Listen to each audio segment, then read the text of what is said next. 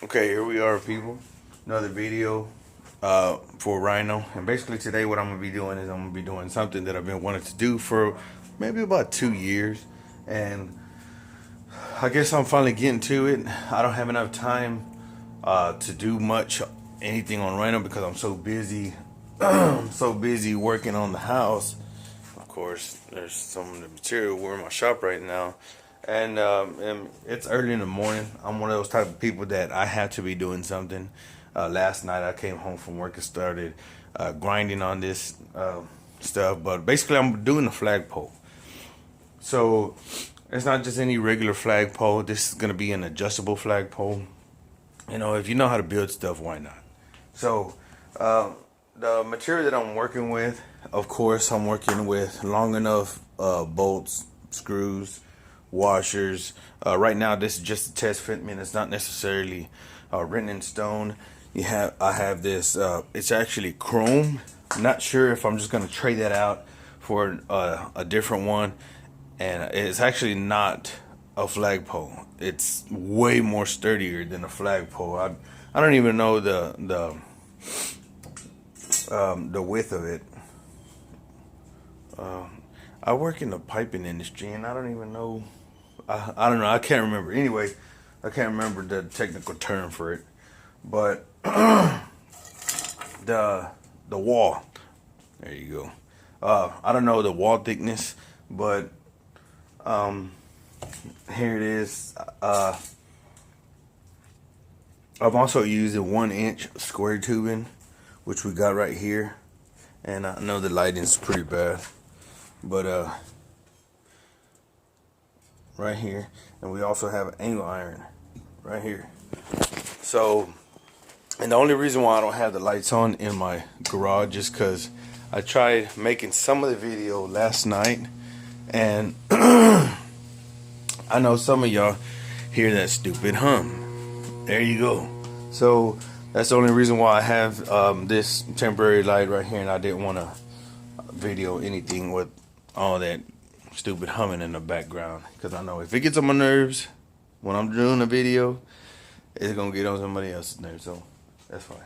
So yeah, that's what we have for right now. And basically what I'm gonna do with the angle iron, after I weld this on this angle iron, I'm gonna drill some holes on this end. I'm gonna drill some holes on the other end. This part actually, this part's actually, it's about 40 inches. I know some of y'all are wondering, why am I using a yardstick? That's because the 3 tape measures that I have, I don't know, I can't find them. So here I am dealing with this stupid yardstick. So so basically, where I'm gonna put the holes at, I've taken the bed off before. If you take the bed off one of these old trucks, you know you gotta kind of go through something, especially if the bolts are rusted and they've never moved. This truck is, sorry, this truck is a 25-year-old truck, and man, those bolts were never touched. And I was the first one to take this bed off, and man, it was stupid. They just say I had to bring out the grinder. So basically, with the new bolts that I set in the bed on the front, this thing is going to be bolted, of course, on the front, right behind the rear window. I'm not going to have it all the way in the back of the truck. I want to have it right behind the rear window. And I don't know if that's legal or not right here in Texas, but I'm pretty sure I'll find out pretty soon here, in the hard way. But that's fine. What are they going to do? Give me a ticket? Are they really going to give me a ticket for flying Old Glory right here? The beautiful flag. So I'm gonna go ahead and start welding this up. Like I said, last night I already cleaned them up, and luckily I had this piece of angle iron just sitting around the shop, not doing nothing. So we're not doing nothing with it. So that's why I decided to use it. You know, I'm the type of person, if you could build something, hey, why not? And here we are, taking a break from building some stuff on the house, working on the house, upgrading the house stuff, and I'm working on Rhino. So here I go. Y'all don't laugh at my welding, because I'm not no professional welder. I'm not saying I'm a professional welder. My weld's gonna come out ugly, but that's fine. You know, if y'all want to call OSHA on me for what y'all about to see, hey, that's fine with me too. I don't care. Um, but I know you OSHA people are not gonna be happy about what y'all might be able to see. Well, I don't even know if I'm gonna be able to record me welding it, because I don't have a second person right here. I'm usually the only one recording this stuff. So we'll see if I can weld with one hand. I'll see. I don't know. Well, look, safety glasses. I forgot to clean up the ground. I forgot to clean a spot for a ground. So here I go. Look, my one-handed.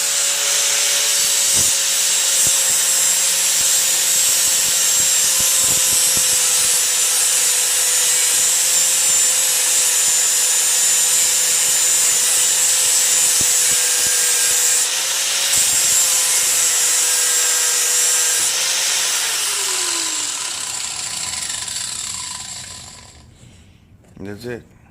So, about to weld on this thing. Alright. Alright, I guess I was able to set it up with some pieces of wood so y'all can see what I'm doing here.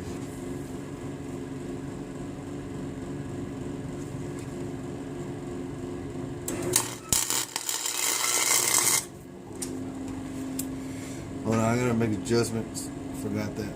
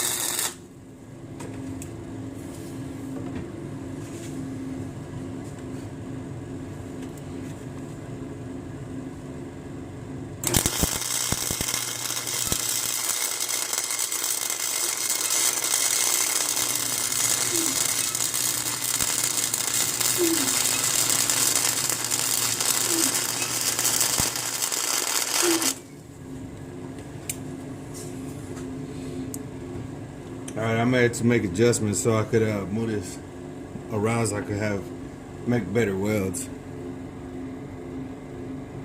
So I already have those two square tubing pieces welded onto the angle iron, and I came over here to the truck just to make sure for the few times in a row already that I'm actually gonna have to drill one or maybe two more holes into the bed, probably about a foot away from the angle iron, just to brace the back part. And I just want to. I keep making sure that I have the right measurements. Of course, you measure twice because cut once, right? And just making sure that I'm not gonna drill through any fuel tanks or anything like that. So I'm on the truck again, making more measurements. All right. I don't know if y'all can hear that stupid humming. I'm about to put a hammer through that light. So basically, is square tubing that I have, 18 inches, and I'm gonna cut two of them at 18 inches, and I'm gonna have to put some angles on them, but y'all see what I mean. All right, here we have these these two angle pieces, and basically we're gonna angle it towards the middle. Gotta cut out this piece right here, and then we'll go from there. Man, I really need to start putting on my whenever I start grinding. My ears are ringing right now. But yeah, so far what I have is I cut these pieces out. Of course, you already know I cut these pieces out, but what I had to do is I had to round these edges out on both sides, because of course the angle iron has a rounded edge. But I kind of I got the grinder and I took off some of the edge right here. But one thing I was thinking about is whenever I have this on, you see how it's not even. So basically what I think I'm gonna do is I'm probably just gonna cut out a slot right here together, basically just to make it everything flat and, you know, not like it just really thrown together. All right, now I cut out my slots for these for the angles to go in, and so now I have where it's even with this. I don't have no downward angle like that. Took quite a bit of grinding because that is pretty thick. So basically all I gotta do is the same thing on the other side. Hey, look what I found.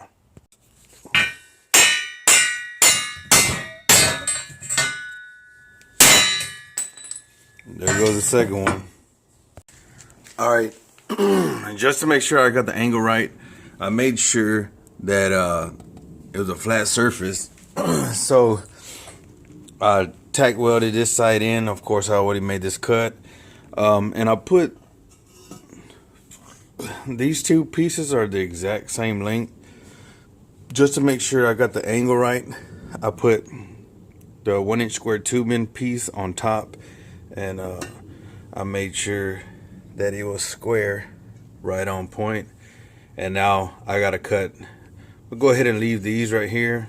I could make a perfect angle, but I don't know. I could cut it from right here straight down, well, kind of at an angle, and cut this at an angle also. But I'm just gonna go ahead and cut this one at probably at a weird angle like that. I gotta figure that one out, but I'll lay it down and I'll show you what I'm doing. So basically I got the this piece, the end piece, and you see that mark that I made right here. So it's gonna be, I'm gonna cut from that mark all the way to the edge of this piece on the very tip. Same thing.